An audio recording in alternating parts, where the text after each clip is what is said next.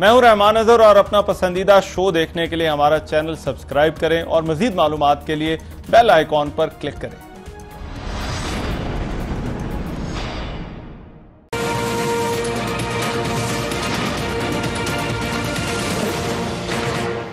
मासूम लोगों को भी जानबूझ के उनके दफ्तरों में घरों में घुस जाते हैं, नहीं देखते कि ये केस जो है वो सही है या नहीं है। जस्टिस जावेद इकबाल, आप नैब के चेयरमैन बने हैं, सारी कौम आपकी तरफ देख रही है। अस्सलाम वालेकुम, आपको आज के प्रोग्राम में खुशामदीद कहते हैं। मामला दो ट्वीट्स का है, एक वजीर आजम की और दूसरी वजीर इत्तलात की। पहले वजीर इत्तलात की ट्वीट का जिक्र कर लेते हैं। पाकिस्तान में एक बड़ा हाई प्रोफाइल विजिट हो रहा है। सऊदी वली अहद पाकिस्तान आ रहे हैं, नए मुआहदों पर दस्तखत होंगे, अरबों डॉलर की जो है वो सरमायाकारी होनी है। सऊदी वली अहद को वजीर आजम एक इशाइया भी देंगे। इस इशाइये पर अपोजिशन के रहनुमाओं को हुकूमत ने बुलाया। आज फवाद चौधरी ने अपनी एक ट्वीट में कहा कि अपोजिशन को क्या बुलाएं, उनके मरकजी रहनुमा बदउनवानी के केसेस में कोई जेल में या कोई शामिल तफ्तीश है, बाकी जो है वो इस कद के ही नहीं। 2007 के बाद से ये रवायत रही है इस मुल्क में कि हर तरह जो इस तरह का कोई भी दौरा होता है, हाई प्रोफाइल विजिट होता है, वहां पर अपोजिशन के रहनुमाओं को बुलाया जाता है। लेकिन इस हुकूमत ने यह रवायत तोड़ रही है। क्या इस रवायत को तोड़ना दुरुस्त है? ऐसे मौके पर हम जब खारजा मुआज का जिक्र करते हैं तो इत्तेहाद और यकजहती की बात करते हैं। तकाजा यही होता है, कहते हैं कि अंदरूनी सियासत अपनी जगह, मगर बाहर की दुनिया के लिए हमें जो है वो इकट्ठा होना चाहिए। क्या तहरीक इंसाफ अभी तक अपोजिशन की जो सियासत है या उनका तरीकाकार था कि उससे अभी तक बाहर नहीं निकली? दूसरा ट्वीट वजीर आजम इमरान खान का है जो गुज़िश्ता रात उन्होंने किया। मुल्क में जारी एहतसाब के अमल के हवाले से इमरान खान भी अब सवालात उठा रहे हैं। केपी के डायरेक्टर आर्कियोलॉजी की गिरफ्तारी पर वजीर आजम ने कहा कि चेयरमैन नैब को अपने इदारे में इस शर्मनाक हरकत पर जिम्मेदार अनासर के खिलाफ कार्रवाई करनी चाहिए। इमरान खान पहले वजीर आजम नहीं है जिन्होंने नैब पर इस तरह से सवालात उठाए। साबिक वजीर आजम यूसुफ रजा गिलानी ने एक दफा कहा था कि इसे खत्म होना चाहिए। साबिक वजीर आजम नवाज शरीफ इसके पर काटने की बात कर चुके हैं। अब वजीर आजम इमरान खान का नैब के हवाले से बरहमी का इजहार इस लिहाज से भी अहम है कि एहतसाब के नारे पर हुकूमत में आने वाली जमात इस एहतसाबी इदारे से नाला क्यों है। आज नैब ने वजीर दफा परवेज खटक और स्पीकर खैबर पख्तूनख्वा मुश्ताक गनी के खिलाफ भी इंक्वायरी खोल दी है। इससे पहले अलीम खान की गिरफ्तारी हो चुकी है और हुकूमत अलीफ चौधरी बिरादरान के खिलाफ भी गुज़िश्ता रोज इंक्वायरी खुली है। क्या वजीर आजम का नैब से ये गिला जायज है? इस पर आज प्रोग्राम में बात करेंगे, मगर पहले बात होगी जो कि बड़ी जरूरी है, वो है भारत की। पुलवामा में होने वाले हमले के बाद भारतीय रद्द-ए-अमल खतरनाक है। इस पर हमारा जवाब क्या होना चाहिए, क्योंकि इरादतन भारत में जंग का माहौल बनाया जा रहा है। वेरी क्विकली मेरे साथ जो लोग मौजूद है उनका मैं तारुफ करा दूं। मलिका बुखारी साहिबा मेंबर कौमी असम्बली हैं, रहनुमा तहरीक इंसाफ की, कराची से हमारे साथ लिंक के जरिए मौजूद हैं। मियां जावेद लतीफ साहब मुस्लिम लीग नून के रहनुमा हैं, मेंबर कौमी असम्बली, लाहौर से हमें ज्वाइन कर रहे हैं। महमल सरफराज साहिबा तजज़ियाकार है, हमें ज्वाइन कर रही हैं लाहौर से ही। बहुत शुक्रिया महमल आपका भी। और पलवल शाह खान साहिबा साबिक मेंबर कौमी असम्बली इस्लामाबाद से ही हमारे साथ मौजूद है, रहनुमा पाकिस्तान पीपल्स पार्टी की। मैं सबसे पहले मलिका साहिबा आपसे जरा आगाज करना चाहता हूं। ये कहा भी जा रहा है कि इमरान खान पहले बात करते रहे, पहले इंडिया वाली मेरा ख्याल है बात कर लेते हैं। उन्होंने मुज़ाकरात की बात की, अमन की ख्वाहिश का इजहार किया। इस तरह के प्रेशर पाकिस्तानी हुकूमतों पर पहले भी आए हैं जब भारत में जंग का माहौल बनाया जाता रहा है। बतौर हुकूमती पार्टी आप किस तरह से देखती हैं वजीर आजम के इस नई हुकूमत के इस इम्तिहान को? देखिए जी, जहाँ तक पुलवामा का इंसिडेंट है उस पर तो आपको पता है कि हुकूमत की पोजीशन क्लियर है। वजीर खारजा साहब भी और जो हमारी सेक्रेटरी फॉरेन अफेयर्स हैं तहमीना साहिबा, उन्होंने क्लियर डिस्कशन भी की। आज P5 के एम्बेसडर से मीटिंग भी की। हमारा मौक़िफ़ इस पर क्लियर है कि ये कत्लो गारत करना या अपने सॉइल को टेररिज्म के लिए यूज करना PTI का एजेंडा नहीं है, ना पाकिस्तान की हुकूमत का एजेंडा है। So we will never support any sort of terrorism from our soil. तो ये हमारा एजेंडा नहीं है, हम इसकी मजम्मत करते हैं। और दूसरी बात यह है कि इंडिया जिस तरह इन्वेस्टिगेशन किए बगैर इस इशू के ऊपर एक इररिस्पॉन्सिबल स्टेटमेंट इशू कर रहा है और इस माहौल को खराब कर रहा है, this will undermine the peace process in the region. तो हम इसकी भी मजम्मत करते हैं और एक्सपेक्ट करते हैं कि इंडियन गवर्नमेंट एक रिस्पॉन्सिबल तरीके से एक्ट करेगी और इस पीस प्रोसेस को और इस माहौल को खराब नहीं करेगी। अच्छा, ठीक है। परवेश साहब, आपकी क्या टेक है? ये बड़ा गैर मामूली है जिस तरह से ये जंग का माहौल बना हुआ है। ऑपोजिशन क्या समझती है, क्या जवाब होना चाहिए हमारा भारत को? देखिए, कोई गैर मामूली बात नहीं है। अगर कोई समझबूझ वाली जी परवेश साहब, आपको आवाज आ रही है? करते कि जब इतना हाई प्रोफाइल, हेलो जी, आवाज आ रही है? क्या हो रहा है? आवाज आ रही है जी? रहमान जी जी आ रही है जी, आ रही है जी, आप कीजिए बात। जी, I can hear you now. अच्छा जी, मैं ये कह रही थी कि ये कोई ऐसा गैर मामूली काम नहीं है। ये इतना बड़ा जब स्टेट विजिट हो रहा था तो ये एंटिसिपेट करना चाहिए था कि आपके दुश्मन कुछ ना कुछ करेंगे। लेकिन अफसोस की बात यह है कि पहले ही दिन से हुकूमत ने जो एक तासुर दिया जिसका आपने जिक्र किया, खुद ही से खतूत लिखे, उनमें कहा कि आइए जी टेररिज्म पे बात करते हैं। फिर खुद ही इन्होंने जो है करतारपुर का तरफ से कॉरिडोर खोला और वहां से इंडिया से जो लोग आए, जिसमें नवजोत और सिद्धू और कोई एक आध और स्टेट मिनिस्टर था, उन्होंने कहा जी ये अपनी खुद आए हैं इन देयर प्राइवेट कैपेसिटी। अब मुझे बताइए कौन सा मुल्क ऐसा है जहां स्टेट टू स्टेट के बजाय स्टेट एक चंद प्राइवेट इंडिविजुअल से इन देयर प्राइवेट कैपेसिटी काम करती है? ये होता गया। फिर आपने देखा इंडियन आर्मी चीफ ने पे दर पे चंद घंटों के बाद धमकियां दी, लेकिन यहां से खामोशी रही। मुझे याद है उस वक्त भी हम ये सवाल उठाते थे। आज बात यह है कि जब इंडिया खुल्लम खुल्ला आपके बॉर्डर्स पे जंग के नकारे बजा रहा है, आपके वजीर दिफा कहां है? कहां है नेशनल सिक्योरिटी काउंसिल? कहां है आपके तमाम एम्बेसडर्स? कहां है वजीर खारजा को कोई रद्द अमल? कहां है आपके वजीर आजम? मतलब एक ट्वीट से, छोटी सी ट्वीट करके आप ये समझते हैं कि वहां जो सिचुएशन हो रही है उसको हम यहाँ ब्लैकआउट करेंगे तो हम क्या छुपे रहेंगे या हमें उसको फेस नहीं करना पड़ेगा? बात असल ये है कि ये सिचुएशन होनी ही थी। आपने आज इंडिया के अंदर से आवाजें उठ रही हैं कि ये फ्रॉड है, लेकिन अफसोस है कि यहाँ खामोशी है। मुझे बताइए क्यों खामोशी है? वहां उनके वजीर होम मिनिस्टर जो हैं, उधर से लेकर वो क्या नाम है उनका, राजनाथ सिंह से लेकर उनके चीफ मिनिस्टर पंजाब, खुलेआम धमकियां दे रहे हैं जी, धमकियां दे रहे हैं वहां पे, तो लेके धमकियां दे रहे हैं। और यहाँ तो सब अंडर ट्रेनिंग है। आप मुझे बताइए कि इन हालात में अभी तक कहीं कोई सर जोड़ के बैठा है? कहीं हमने एक्नॉलेज भी किया है कि सरहद पर सिचुएशन बिगड़ रही है? मतलब एक मुझे माना खामोशी है कि जैसे खुदा ना खास्ता हम किसी न्यूक्लियर आर्म्ड रियासत नहीं, कोई बर्मा या भूटान के प्राइम मिनिस्टर हैं जो इस कदर खौफजदा हैं। और आप फवाद चौधरी साहब की बात करते हैं, मुझे आखिरी बात कहने दीजिए। अभी वो क्लिप वायरल हो रही है टीवी पर जहां वो एक इंडियन एंकर के हाथों पिट रहे हैं। यानी यहाँ तो वो अपने ओपोनेंट्स को सारा दिन बैठकर वो जो है सलवाते सुनाते हैं, लेकिन जब मौका आता है मुल्क की बात करने का, वहां तो उनकी बोलती बंद हो गई। एक इंडियन एंकर ने उनको 2 सवाल किए, उनकी बोलती बंद हो गई। तो ये हालात है आपके, और यहाँ आप आंखें बंद करके बैठे रहे, सोचते रहे कि कुछ भी नहीं है। हाँ, बट मियां जावेद लतीफ साहब, आप एग्री करते हैं ज्यादा सख्त रिस्पांस देने की जरूरत है? क्योंकि फिर बात फिर वहीं पर आ जाती कि अगर फिर हम बहुत ज्यादा सख्त रिस्पांस करेंगे तो फिर हम भी जो है वो जंग वाला माहौल बना लेंगे। देखें, दरमियान में तो आप रह नहीं सकते। बात यह है कि मज़ाकरात की एक टाइमिंग होती है।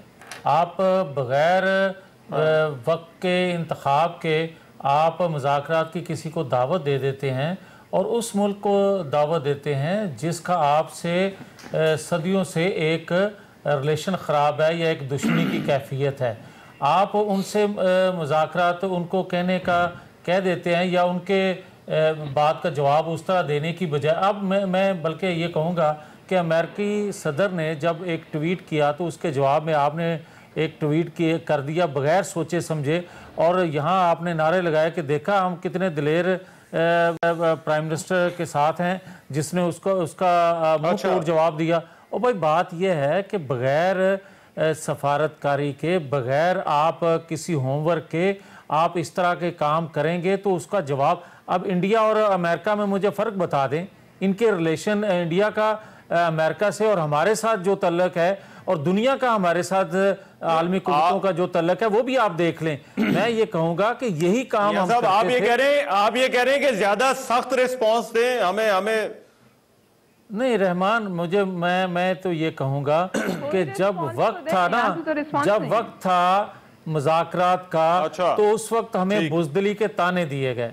उस वक्त हमें ये कहा गया कि ये इंडियन नवाज हैं, कहीं ये कहा गया कि ये चिट लेकर जो है उससे देख के पढ़ते हैं और बोलते हैं। भाई बात ये है कि क्या थी डॉन लीक्स, क्या थी बाकी वो चीज़ें जब हम कहते थे कि जितनी देर तक हम पाकिस्तान के अंदर अमन कायम ना करें, पाकिस्तान की मईशत बेहतर ना करें, उतनी देर तक हम दुश्मनों का मुकाबला नहीं कर सकते। और आज भी ये मैं कहता हूं कि ताने देने वाले ये सुन लें कि 1996 में जब बॉर्डर के साथ इंडियन फौजें लगी थी और यही था कि आज हमला हुआ कि सुबह हुआ, उस वक्त के अपोजिशन लीडर नवाज शरीफ ने नीला भट्ट के मुकाम पर खड़े होकर कहा था कि ये खिलौना अलमारी में सजाने के लिए नहीं, ये चलाने के लिए, अपने दफा के लिए हमने रखा है। तो वो इंडियन फौजें बॉर्डर से पीछे गई थी। वक्त होता है मियां साहब, आई गेट योर पॉइंट का भी, वक्त होता है मुज़ाकरात का भी। हाँ, मगर मैं मेमल साहब, खारजा पॉलिसी पर तो हुकूमत जो है, ये खास तौर पर नई हुकूमत जो है, ये तो बड़ा वो टाउट करते रहे हैं कि जी कि हम तो बड़े जबरदस्त जा रहे हैं। शायद एक ऐसा डिपार्टमेंट है इस हुकूमत का कि जहां पर जो है वो हुकूमत की बल्ले बल्ले हो रही है, और वो खारजा पॉलिसी का माज। इससे पहले जो है वो भारत इसी तरह से इल्जामात लगाता रहा है, कोई अटैक होता, उड़ी वाला हमारा हम सबके सामने है, कोई रिसेंट ही वाकया। क्या अब उससे जो है वो सिचुएशन मुख्तलिफ है, या पाकिस्तान के लिए भी आप समझती हैं कि बड़ा ये क्रिटिकल मामला है जिस पर फौरी तौर पर जो है वो हुकूमत को कदम उठाना चाहिए या इसमें इन्वॉल्व होना चाहिए? देखिए रहमान, इसमें मैं पहली चीज़ तो ये कहूँगी कि एक्चुअली पाकिस्तान फॉरेन ऑफिस ने उसी रात एक स्टेटमेंट दे दी थी जिसके अंदर उन्होंने ना सिर्फ कि ये वाक़या कंडेम किया, उन्होंने ये भी कहा कि अगर कोई मदद दरकार होगी, अगर कोई आप इस तरह का एविडेंस शेयर करें तो हम उसके लिए भी तैयार हैं। लेकिन उन्होंने ऑब्वियसली चार्जेस डिनाई किए पाकिस्तान के इन्वॉल्वमेंट के। फिर आज शाह महमूद कुरैशी साहब ने एक और चैनल को म्यूनिख से उन्होंने उधर एक साउंड बाइट भी दिया है, उसके अंदर उन्होंने बेसिकली कहा है कि ये मोदी सरकार इस तरह की जो बातें कर रही है, इस किस्म के सख्त बयानात दे रही है, तो ये इस तरह नहीं उनको करना चाहिए, नीजर्क रिएक्शन है। लेकिन ये है कि अगर कोई एक्शनेबल इंटेलिजेंस ये हमें देंगे तो हम इनके साथ मदद करने के लिए तैयार हैं, राजी हैं। अच्छा, अब आ जाइए आप फवाद चौधरी साहब की भी उस जो इंटरव्यू का जिक्र हुआ। देखिए बात ये होती है कि हम क्या चाहते हैं कि हम यहाँ पे एक जंगी मैदान बना दें। मेरे तो ख्याल में इस हुकूमत का और हमारी स्टेट का बड़ा अच्छा मेयर्ड कॉशियस रिस्पॉन्स है। उन्होंने कहा है कि आप जो भी इंडिया के मतलब कि अगर हमारे साथ कोई ऐसी एविडेंस शेयर करता है तो हम बात करने के लिए तैयार हैं। इसके अंदर 2-3 एंगल है रहमान। देखिए पहली चीज ये है कि ये कश्मीर में बहुत बड़ा अटैक हुआ है after a very very long time. फिर ये पहला सुसाइड अटैक है, उनके 40 से ज्यादा फौजी जवान जो है वो इस अटैक में जा भाग हुए हैं। तो जाहिर बात है किसी की भी फौज हो तो इस तरह का अटैक हो तो पाकिस्तान ने बड़ा अच्छा किया है कि उसको कंडेम किया, शाह महमूद कुरैशी ने भी, फॉरेन ऑफिस ने भी, फवाद चौधरी ने भी, बाकी सब ने भी। दूसरी चीज ये होती है कि देखिए इंडिया के अंदर इस वक्त इलेक्शंस आने वाले हैं। मोदी सरकार एक वैसे ही बड़ी एंटी मुस्लिम, एक एंटी पाकिस्तान गवर्नमेंट देखी जाती है, उनको तो एक स्ट्रॉन्ग रिस्पॉन्स जाहिर बात है उन्होंने देना ही था। फिर जब इतना बड़ा अटैक होता है पाकिस्तान के अंदर भी, अगर खुदा ना खास्ता कोई ऐसी चीज होती तो हम भी इसी तरह ही कार्य होते। लेकिन देखिए जंगी माहौल नहीं बनाना होता। ये हम सारी बातें कर रहे हैं कि इंडिया में ये हो रहा है, इंडिया ऐसा कर रहा है, इंडिया में इस वजह से ऐसा किया जा रहा है, मगर जो हमारा अपना जो रिस्पॉन्स है, हमें तो सबसे जरा पहले ये सोचना है ना कि हम खुद किस तरह से रिस्पॉन्ड कर रहे हैं। देखिए रहमान, मैं सिर्फ एक छोटी सी बात इसमें रहमान को मैं जरा मलिका बुखारी साहब से जरा पूछना चाहता हूँ जो क्वेश्चंस परवशा ने उठाए थे। और मैं मलिका बुखारी साहब, मुझे तो काफी I am actually quite shocked कि इनका ये रिस्पॉन्स है। जैसे आपको मेमल ने भी बताया, फॉरेन ऑफिस ने, वजीर खारजा ने, फॉरेन सेक्रेटरी ने, सारी हमारी जो इंस्टीट्यूशंस हैं उन सब ने इसके ऊपर एक बड़ा स्ट्रॉन्ग रिस्पांस दिया है। हमने इंडिया की एलिगेशंस को रिजेक्ट किया है। हमने उनको कहा है कि आपने इन्वेस्टिगेशन किए बगैर हम पे इतना संगीन इल्जाम लगाया है, हम इसको रेज करेंगे। हमने ये भी इशू रेज किया कि ये जो पुलवामा का इंसिडेंट है इसके अंदर इंडिया को इंट्रोस्पेक्शन करनी चाहिए, बिकॉज ये जो इंडिया के अंदर कश्मीरियों के साथ हो रहा है, जो कश्मीरी आवाम के साथ जिस किस्म का रवैया है उनका, जिस किस्म के बारबैरिक ह्यूमन राइट्स अब्यूजेस हैं, उसकी वजह से कश्मीर के अंदर ऐसे अनासर पैदा हो रहे हैं। सो ये इंडिया के लिए एक लम्हा फिक्रिया है और पाकिस्तान की इसमें कोई इन्वॉल्वमेंट नहीं है। इनफैक्ट हमने तो करतारपुर कॉरिडोर खोल के ये प्रूव किया कि हम पीस के प्रोसेस को आगे बढ़ाना चाहते हैं। तो इन दोनों बोथ हमारे जो PMLN के जो कॉलीग हैं और पलवशा, इन दोनों की तरफ से जो बातें आई, आई थिंक ये दोनों गौर नहीं कर रहे हैं कि कल रात से क्या डेवलपमेंट्स हो रही हैं। एंड PTI गवर्नमेंट जिस दिन से हमने गवर्नमेंट ऑफिस अस्यूम किया है, आप फिर क्यों समझ रही हैं जो बातें उन्होंने किया की? है। ठीक है पलवशा साहबा, आप फिर क्यों समझ रही हैं कि ये कमजोर है, ये रिस्पांस जो है वो कमजोर है हुकूमत का? देखिए रहमान, मैं आपको ये कहना चाहती हूँ, एक ट्वीट जरूर आई फॉरेन ऑफिस की तरफ से, डॉक्टर फैसल की तरफ से जो उनके स्पोक्स पर्सन है, और एक ट्वीट उन्हीं लफ्जों को उठाकर वजीर आजम साहब ने की।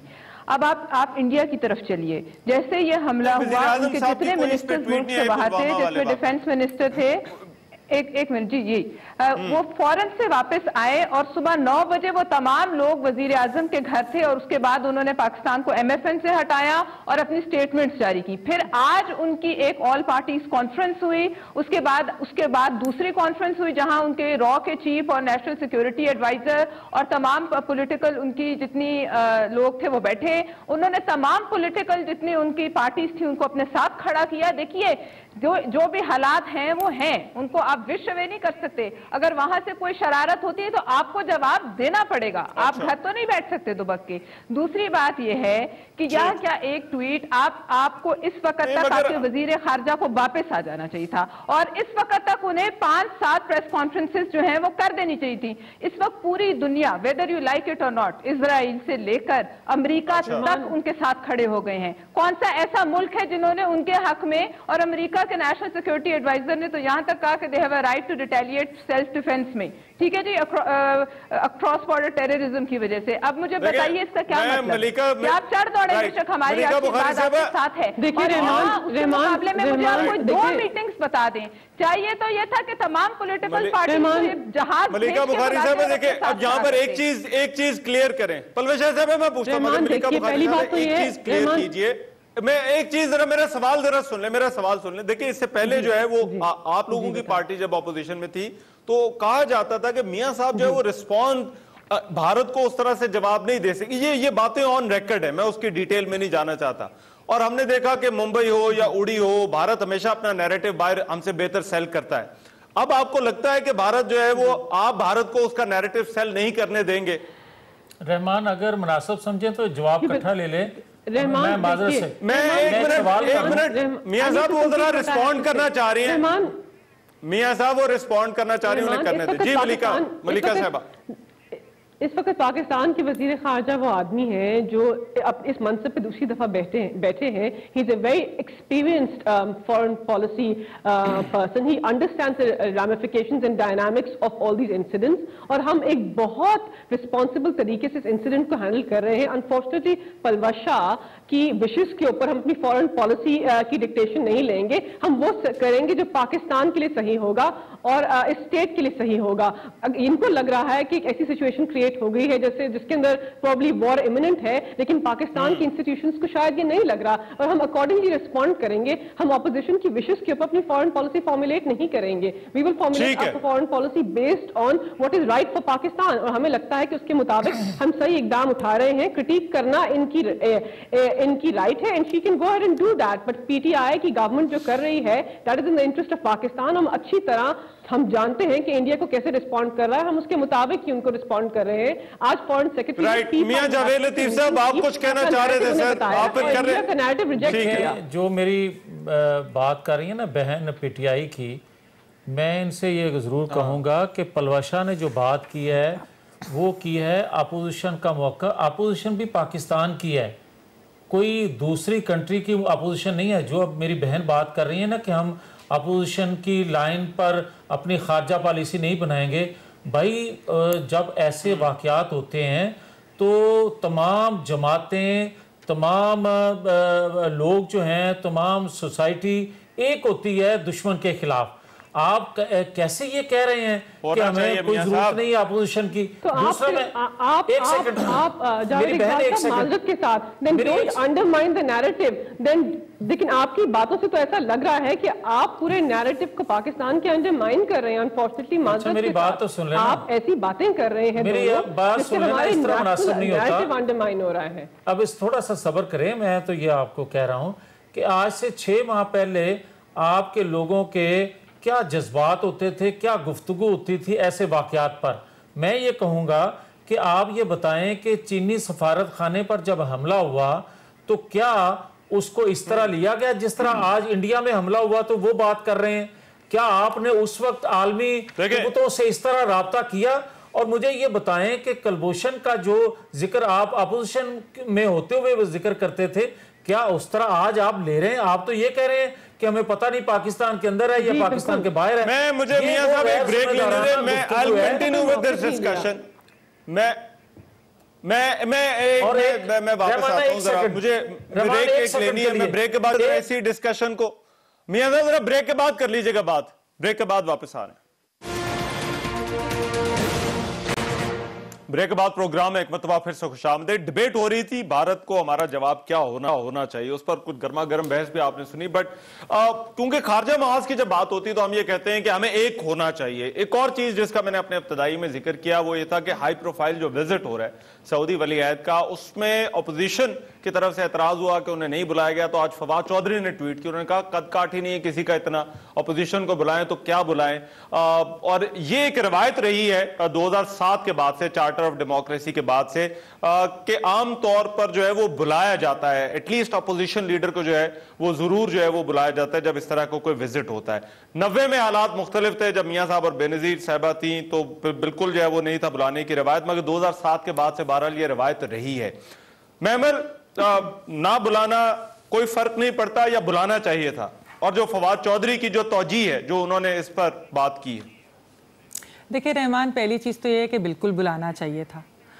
एक इतना बड़ा स्टेट विजिट हो रहा है, गैर मामूली स्टेट विजिट हो रहा है, तो ऑपोजिशन के लीडरान को क्यों नहीं बुलाया गया? ये एक अच्छी रवायत नहीं है कि इस तरह से आप उनको कर दें। लेकिन बात सिंपल सी है कि एक्चुअली पीटीआई का जो नैरेटिव है ऑपोजिशन के बारे में वो ये है कि जी ये चोर हैं, डाकू हैं, करप्ट हैं, तो इसलिए हम तो इनसे कोई लेना देना हमारा है ही नहीं, ना हम चाहते हैं। तो इसलिए मेरे ख्याल में कि ये उस नैरेटिव की वजह से अगर ये उनको बुला लेते तो मेरे ख्याल में ऐसे लगता कि ये हालांकि बड़ी अच्छी चीज होती कि अगर ये करते, लेकिन इनकी जो अपनी कॉन्स्टिट्यूएंसी है उसके लिए शायद ये काबिले कबूल बात ना होती और पीटीआई के अपने नैरेटिव। दूसरी चीज, जहां तक फवाद साहब की ट्वीट की बात है, तो मेरे ख्याल में वो अपनी तरफ से शायद एक थोड़ा सा जरा मजाक, आपको पता है उनका जरा सेंस ऑफ ह्यूमर जरा डिफरेंट है, तो उन्होंने थोड़ी सी उस तरह से बात करने की कोशिश की, लेकिन नहीं करनी चाहिए थी इस तरह की बात। क्योंकि मैं ये ऑपोजिशन से पूछता हूं कि उनको फवाद चौधरी साहब का सेंस ऑफ ह्यूमर जो है वो कैसा लग रहा है? मतलब ये बात करनी नहीं इस तरह से चाहिए थी जी। हाँ मियां जावेद लतीफ साहब, उन्होंने कहा सेंस ऑफ ह्यूमर है जी। फवाद चौधरी तो कह रहे हैं कि आप शामिल तफ्तीश हैं, जेलों में हैं, या केसेस चल रहे हैं, या जो बाकी बचे उनका कद काट ही नहीं है। मैं इनसे इत्फाक करता हूं, मगर मुझे सिर्फ ये बता दें कि क्या फवाद चौधरी का पूछें, क्या हम वो नईमुल हक का पूछें, क्या हम इमरान खान का खुद पूछें, क्या बाकी टीम जो है उनका हाल सबका यही है, तो मैं फिर इनसे कैसे इत्फाक कर लूँ? दूसरा ये बात है कि अभी एक जिक्र हुआ कि वो 2 दफ़ा वज़ीर ख़ारजा रहे हैं, उनका तजर्बा बड़ा है। और मैं ये कहूँगा कि 3 दफ़ा प्राइम मिनिस्टर रहने वाले को आप गद्दार कह रहे थे, 3 दफ़ा प्राइम मिनिस्टर रहने वाले को इंडियन नवाज कह रहे थे।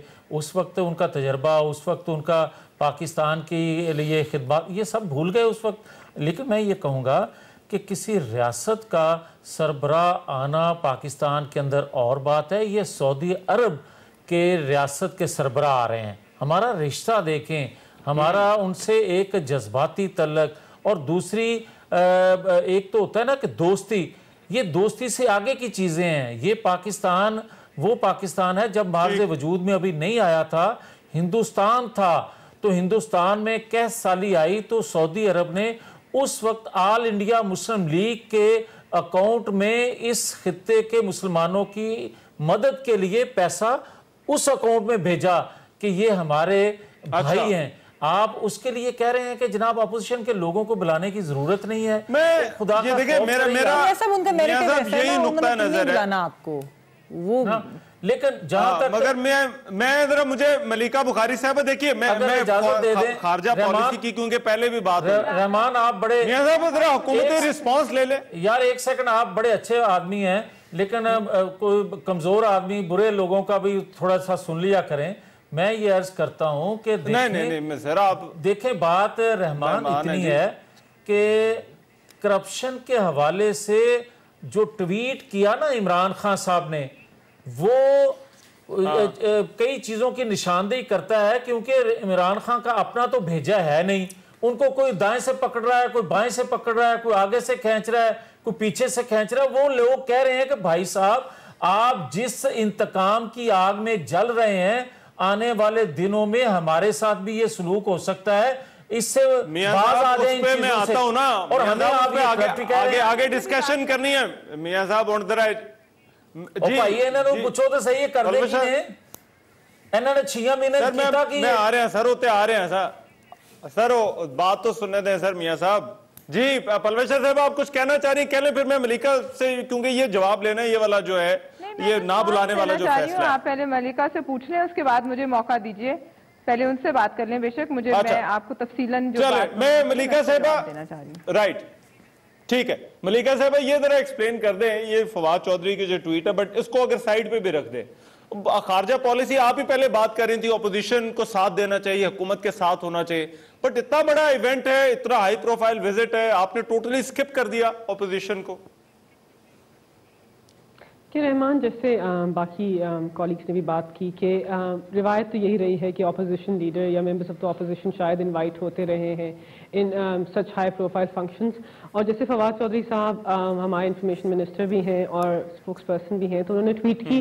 तो आई थिंक इशू प्राइमरीली यही है कि इस वक्त जो माहौल है ऑपोजिशन और गवर्नमेंट के बीच में, it is not a good state of affairs. एक बड़ा पोलराइज सी पोजीशन दोनों पार्टीज ने ली हुई है और आपने असेंबली का माहौल भी देखा है, और फिर काफी serious allegations members of the opposition, specifically leader of the opposition के ऊपर है। अच्छा। तो इसी इशू को देखते हुए, इस व्यू को देखते हुए हमने शायद ये फैसला किया है कि लीडर ऑफ द ऑपोजिशन और ऑपोजिशन के बाकी मेंबरान को शायद नहीं बुलाया जाएगा। इस पर डेफिनेटली कुछ नहीं कह सकती बिकॉज मेरे पास फर्स्ट हैंड इंफॉर्मेशन नहीं है, बट मुझे यही लग रहा है कि इसलिए नहीं बुलाया जा रहा क्योंकि आप जब उनको पर ज्यादा जिम्मेदारी होती है जी। अपोजिशन तो बात करती है मगर हुकूमत वक्त जो होती है हुकूमत को सपोर्ट इन इश्यूज पर सबको साथ लेकर चलती है, उनकी ताकत में इजाफा होता है। दोनों का ठीक है, एक आवाज बनती है कौन? दोनों का बहुत इंपॉर्टेंट रोल है, ऑपोजिशन का भी है और गवर्नमेंट का भी है। ऑपोजिशन का तो है ही है भाई, रिस्पॉन्सिबल है in the assembly, outside the assembly. And आपने जिस किस्म के अल्फाज इस वक्त वजीर आजम के बारे में बयान किए वो भी काफी रिस्पॉन्सिबल थे, बट मैंने आपको उस तरह जवाब नहीं दिया। बट आई थिंक जिस किस्म की गुफ्तगू आपने की वजीर आजम के बारे में इस वक्त, तो वो भी तो काफी रिस्पॉन्सिबल है। पता चल रहा है कि ऑपोजिशन और गवर्नमेंट के बीच आना चाहिए था। रहमान मुझे भी कुछ बात करने दें। देखिए इस वक्त तो हम दोनों के बारे में बात हो रही है, मैं आपसे बात कर रही हूँ ऑन दिस इशू ना, बट वो खतरा ये है कि कोई बात ना करते हुए। जी पलवेशा साहबा, देखिए मैं इन्होंने कहा मलिका साहिबा ने कि फॉरेन पॉलिसी हमारी या मेरी ख्वाहिशात पे नहीं बन सकती। अब बात यह है कि ये मुल्क किसी की जागीर नहीं, समेत इमरान खान के, और फॉरेन पॉलिसी जो है जिसकी बात ये कर रहे हैं वो ये भी नहीं बनाते, वो बनाते हैं जिनको इमरान खान धमकी देते हैं कि मैं जा रहा हूं वजीर आजम हाउस छोड़ के, अगर कोई एनआरओ हुआ तो करेगा वो गद्दार होगा। फॉरेन पॉलिसी वहां बनती है, ये आपको भी पता है और मुझे भी पता है। अच्छा। लिहाजा फॉरेन पॉलिसी पे भाषण देना जो है ना वो मतलब बड़ा इस वक्त इनअप्रोप्रिएट है क्योंकि सबको सब कुछ पता है। दूसरी बात यह है कि अगर आप फॉरेन पॉलिसी में ऑपोजिशन की ख्वाहिशात के मुताबिक नहीं बना सकते, आप ना बनाइए, लेकिन ऑपोजिशन भी आपको मोदी के पैर पड़ के और मोदी के आगे मुल्क को गिरा के हुकूमत करने नहीं देगी। ये भी ऑपोजिशन आपको करके दिखाएगी। अगर आप ये समझ रहे हैं कि एक नाश्ते पर, एक खाने पर आप किसी को बुलाकर किसी को इनवाइट नहीं करके आप बड़ा अच्छा मैसेज दे रहे हैं, तो आप याद कीजिए कि जब मोदी आए थे, वजीर आजम थे उस वक्त के नवाज शरीफ साहब के घर उनकी प्राइवेट फंक्शन पर, तो आप ही के लीडर कहते थे जो मोदी का यार है वो गद्दार है। आज वही मोदी आपको धमकी लगा रहा है। भाई जवाब तो दें, आप वही टार्जन तो बन के दिखाएं जो आप पहले थे। अब कहाँ गई वो सारी आपकी टार्जनगिरी? अब क्यों जवाब नहीं निकलते? कहाँ है वजीर दिफा, कहाँ है मुझे बताएं। और जो अभी फवाद चौधरी की ट्वीट की बात हो रही है, अगर उसी को आप स्टैंडर्ड बना लें कि जिस पर केस है वो नहीं जाता, तो खुद वजीर आजम साहब कैसे जाते हैं, वजीर दिफा कैसे जाते हैं? आधी काबीना फारिग हो जाती है आपकी, उनको भी ना बुलाएं आप। मतलब ये किस इससे गंदी और गिरी हुई सियासत इस मुल्क ने शायद कभी देखी ना हो कि जहां आप एक फंक्शन पर ऑपोजिशन लीडर को, जो उन्हीं अवाम के वोट से आए हैं जहां से आप आए हैं, उन्हीं की तरह वो रिप्रेजेंटेटिव है, आप उन्हें नहीं बुलाएंगे तो क्या फर्क पड़ जाएगा? आप बताइए आज। अच्छा ठीक है, मैं जवाब लेता हूं। प्रोफेसर साहबा, let me take a break. चीज ऐड करना चाहती हूं रहमान, पूरे इंडिया के पार्लियामेंट को अपने पीछे खड़ा किया। मैं एक ब्रेक लेने दें। ठीक है, मुझे एक ब्रेक लेने दें। ब्रेक ले रहे हैं, वापस आ रहे हैं, इसी टॉपिक को जो है वो कंटिन्यू करते हैं।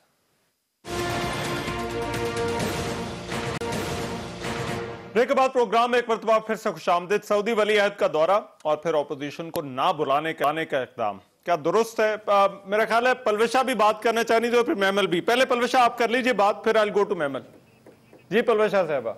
देखिए, मैं ये कहना चाह रही थी कि जावेद लतीफ साहब को भी कहा जाता है कि आप लोग कौम को तकसीम करना चाह रहे हैं। मुझे सिर्फ एक बात का जवाब दे दें।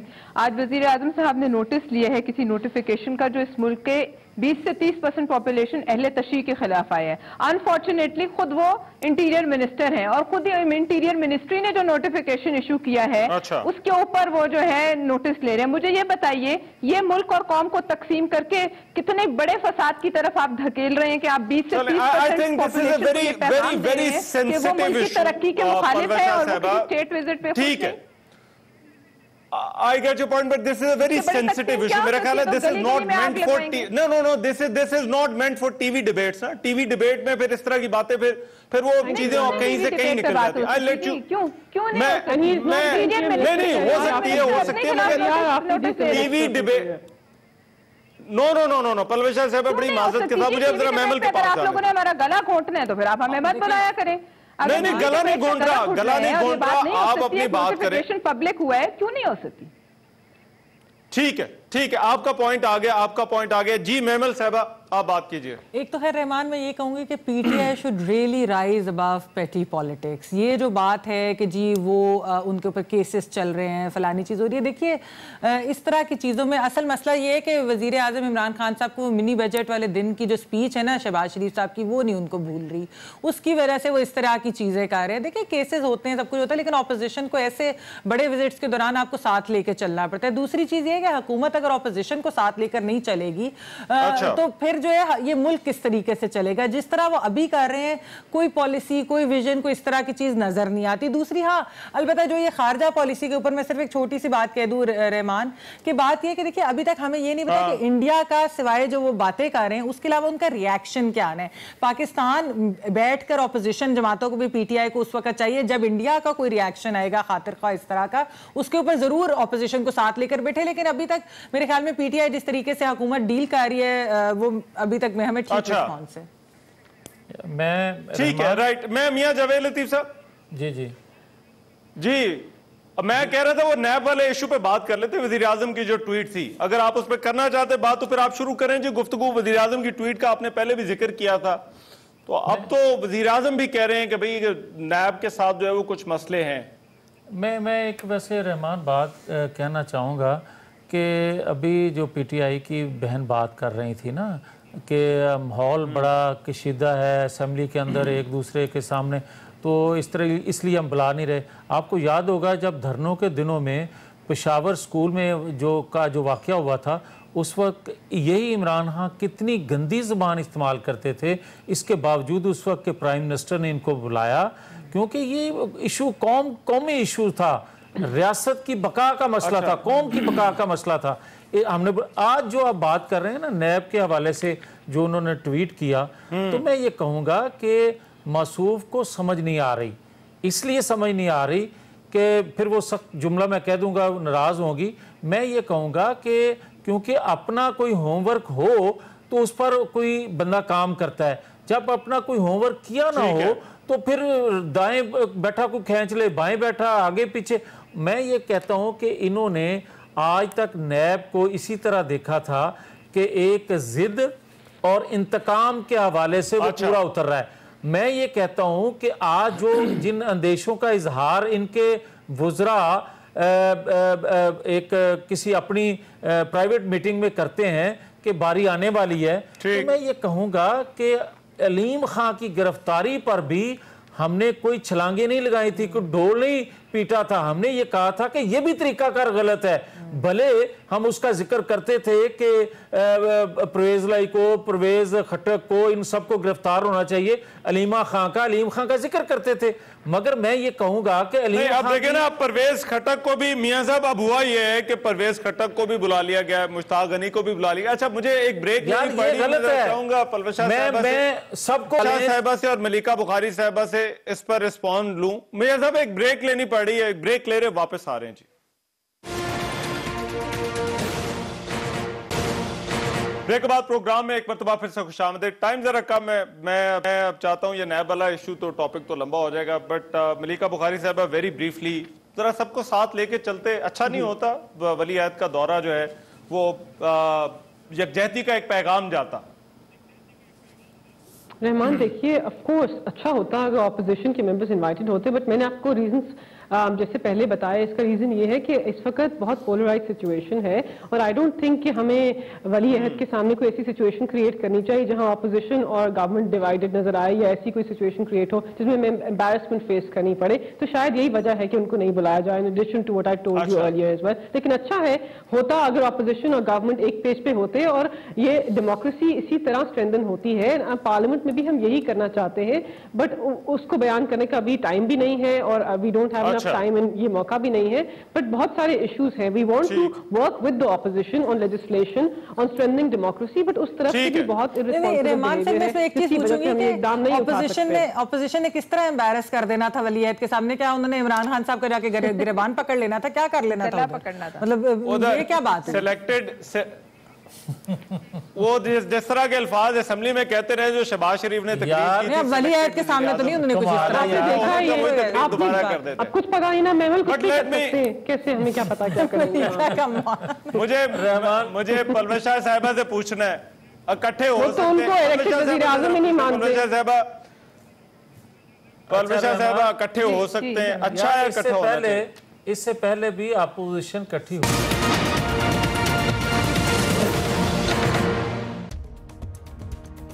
मैं हूं रहमान अजहर और अपना पसंदीदा शो देखने के लिए हमारा चैनल सब्सक्राइब करें और मजीद मालूमात के लिए बेल आइकॉन पर क्लिक करें।